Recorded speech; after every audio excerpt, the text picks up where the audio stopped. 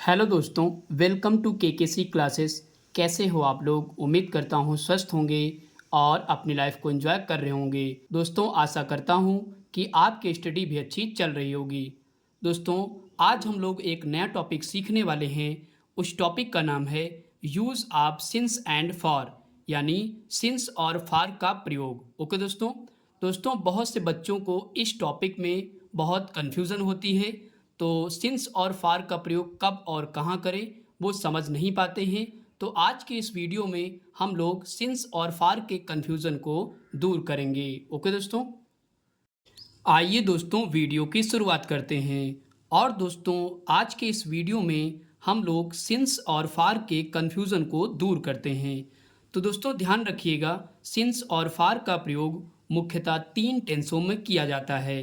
तो पहला दोस्तों हमारा टेंस है प्रेजेंट परफेक्ट कॉन्टिन्यूअस टेंस, और दूसरा है पास्ट परफेक्ट कॉन्टिन्यूअस टेंस, और तीसरा है future perfect continuous tense. Okay दोस्तों, तो मुख्य रूप से 3 टेंसों में सिंस और फार का प्रयोग करते हैं। ओके दोस्तों, इसके बाद दोस्तों हम लोग आगे बढ़ते हैं। दोस्तों, हमने यहाँ पे 2 पॉइंट लिख रखे हैं। तो आइए दोस्तों सबसे पहला पॉइंट हम लोग पढ़ते हैं। तो सिंस का प्रयोग, तो आइए दोस्तों समझते हैं सिंस का प्रयोग कब करते हैं। सिंस का प्रयोग निश्चित समय के लिए किया जाता है। दोस्तों, निश्चित समय को इंग्लिश में बोलते हैं पॉइंट ऑफ टाइम। एक बार फिर से पढ़ते हैं, सिंस का प्रयोग निश्चित समय के लिए किया जाता है। इसके बाद दोस्तों दूसरा पॉइंट पढ़ते हैं। दूसरा पॉइंट है फार का प्रयोग। तो फार का प्रयोग कब करते हैं, आइए समझते हैं। फार का प्रयोग अनिश्चित समय के लिए किया जाता है, यानी कि अनिश्चित समय को इंग्लिश में बोलते हैं पीरियड ऑफ टाइम। ओके दोस्तों, एक बार फिर से पढ़ेंगे, फार का प्रयोग अनिश्चित समय के लिए किया जाता है। आई होप कि दोस्तों ये दोनों पॉइंट आपको अच्छे समझ में आ गए होंगे। आइए दोस्तों हम लोग एक चार्ट के माध्यम से सीखते हैं कि सिंस का प्रयोग कब और कहाँ करना है। ओके दोस्तों, हमने दोस्तों एक चार्ट बना रखा है। तो आइए दोस्तों इस चार्ट को हम लोग सीखते हैं। तो एक तरफ दोस्तों हमने लिख रखा है यूज ऑफ सिंस, और दूसरी तरफ लिखा है यूज ऑफ फार। ओके दोस्तों, तो सबसे पहले दोस्तों हम लोग सीखेंगे यूज ऑफ सिंस, यानी कि सिंस का प्रयोग कब और कहाँ करते हैं। तो आइए दोस्तों समझते हैं। सबसे पहले दोस्तों अगर आपके सेंटेंस में मॉर्निंग आ जाए, इवनिंग आ जाए और आफ्टरनून आ जाए, तो वहाँ पे दोस्तों किसका यूज करेंगे हम लोग, सिंस का प्रयोग करते हैं। ओके दोस्तों, सुबह से हो या शाम से हो, तो वहाँ पे दोस्तों किसका प्रयोग करेंगे, तो सिंस का प्रयोग करते हैं। ओके दोस्तों, क्यों, क्योंकि ये निश्चित टाइम माना जाता है। इसके बाद दोस्तों हम लोग अगला सीखते हैं।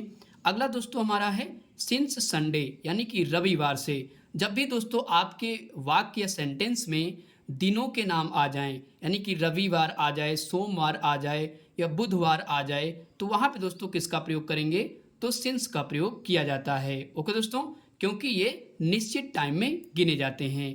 इसके बाद दोस्तों हमारा अगला है सिंस जुलाई, यानी कि कोई भी मंथ नेम आ जाए, जैसे महीनों के नाम आ जाए, जुलाई आ जाए या जनवरी आ जाए या फरवरी आ जाए, तो वहाँ पे दोस्तों किसका प्रयोग करेंगे, तो सिंस का प्रयोग करेंगे। ओके दोस्तों, इसके बाद अगला है हमारा 1998, यानी कि 1998। जब भी दोस्तों आपके वाक्य में कोई सन आ जाए, यानी कि 2001 आ जाए या 2008 आ जाए या 1995 आ जाए, इस तरीके के अगर आते हैं, तो वहाँ पे दोस्तों किसका प्रयोग करेंगे, तो सिंस का प्रयोग किया जाता है। ओके दोस्तों, इसके बाद दोस्तों हमारा अगला है कल से, यानी कि ईस्टर। तो जब भी ईस्टर आ जाए या टुमारो आ जाए, तो वहाँ पे दोस्तों किसका प्रयोग करेंगे, तो सिंस का प्रयोग किया जाता है। ओके दोस्तों, इसके बाद दोस्तों हमारा अगला है बचपन से। तो बचपन से यानी कि चाइल्डहुड, तो यहाँ पे भी दोस्तों किसका प्रयोग करेंगे, तो सिंस का प्रयोग किया जाता है। ओके दोस्तों, इसके बाद अगर आपके पास समय आ जाए, यानी कि 2 बजे से या 3 बजे से या 8 बजे से, तो यहाँ पे भी किसका प्रयोग करेंगे, सिंस का प्रयोग करेंगे। क्यों करेंगे, क्योंकि ये निश्चित टाइम में गिने जाते हैं। ओके दोस्तों, क्या लिखा है, सिंस 2 o'clock। तो इस तरीके से दोस्तों हमने सिंस का प्रयोग पढ़ लिया है। ओके दोस्तों, आप 1-2 बार अच्छे से प्रैक्टिस करिएगा तो आपको ये अच्छे से याद हो जाएगा। ओके दोस्तों, इसके बाद दोस्तों हम लोग आके आते हैं यूज ऑफ फार, यानी कि फार का प्रयोग कब और कहाँ करते हैं। तो यहाँ पे दोस्तों अगर आपके सेंटेंस या वाक्य में 2 घंटे से या 4 घंटे से या 3 घंटे से इस तरीके से आते हैं, तो वहाँ पे दोस्तों फार का प्रयोग करते हैं। ओके दोस्तों, इसके बाद दोस्तों हमारा अगला है 1 दिन से या 4 दिन से या 5 दिन से।